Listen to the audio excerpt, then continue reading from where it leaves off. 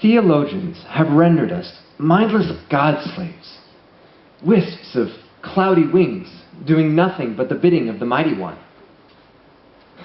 Theologians, there is so much they do not know.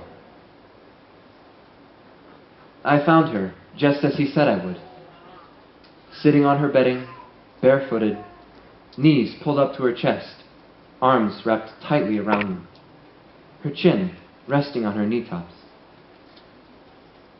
I saw how she had gained the favor of the Mighty One. I liked this daughter of Eve to be the mother of God. But how? I've never slept with a man. I expected this. But unlike that old priest, hers was not the doubting of a skeptic, but rather the wondering of a child. But how?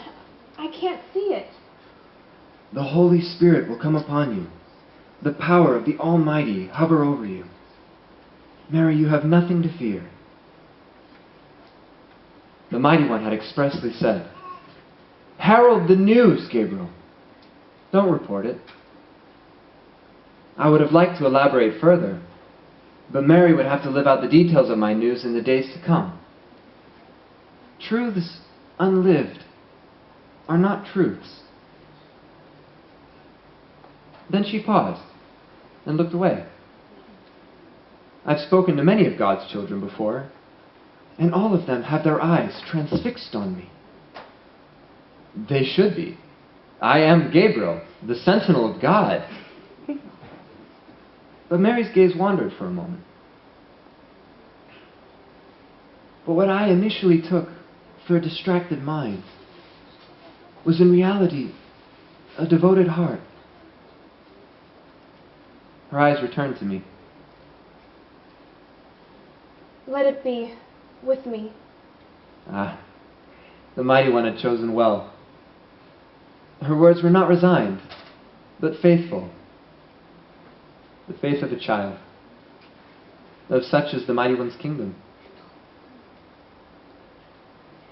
And did you know that your cousin Elizabeth has conceived a son as old as she is? Everyone called her barren, yet here she is, 6 months pregnant. Nothing, you see, is impossible with God. Cousin Elizabeth? Really? Old Cousin Elizabeth? But how? I laughed. Nothing, you see, is impossible with God.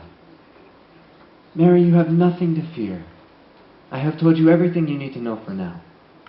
You are more ready than you realize, stronger than you know. God is with you. Now I must go.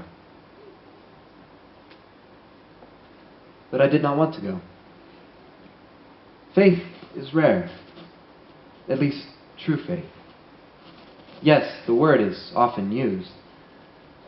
But the reality is difficult to find. Yet here I found it.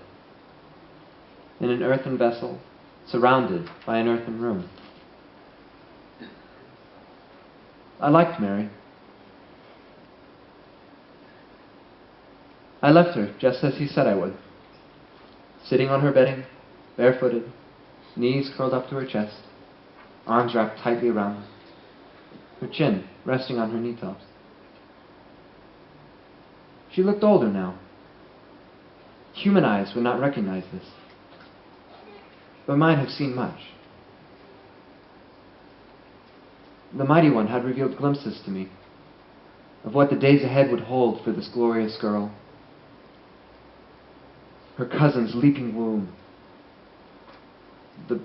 Joseph's broad shoulders, the back of a borrowed burrow, Herod's jealous red face, the cries of the innocent,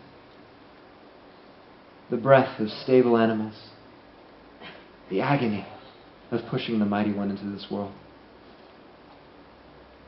I found myself praying for the favored one. Mary had so much to carry.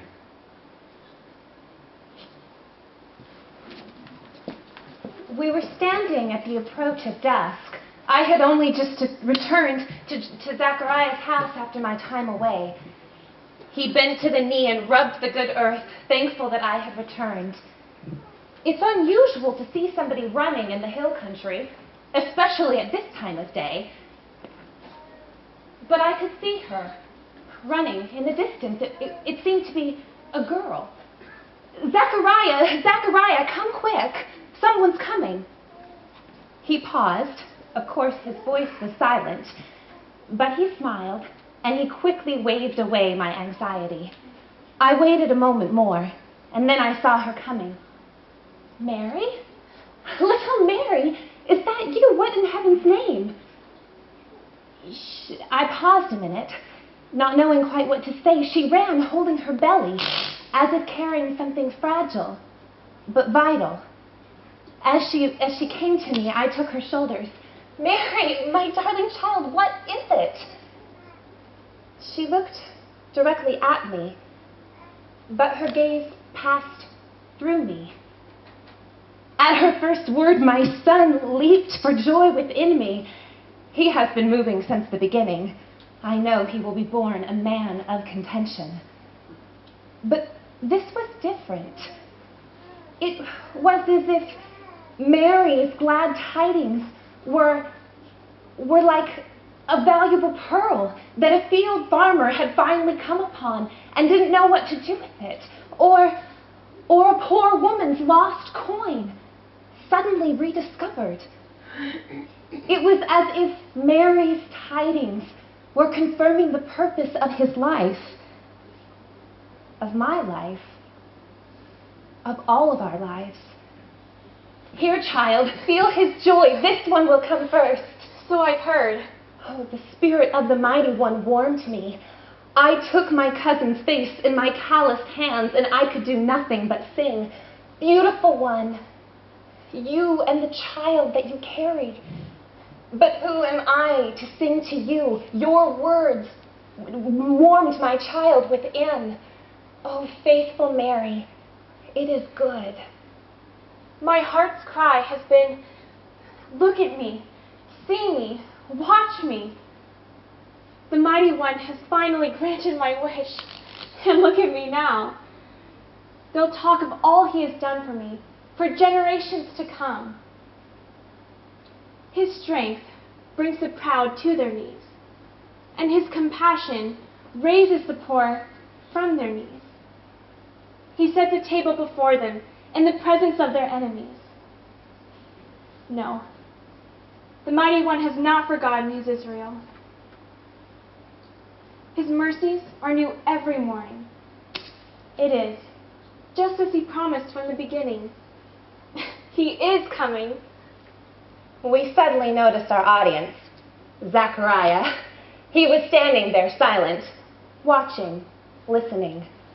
My old priest would later tell me that a riderless horse paused in the distance as we spoke and sang that day, the meaning of which he could not say, nor can I.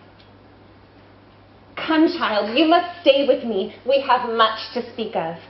Zachariah will inform your mother. All will be well. And so she stayed for 3 months.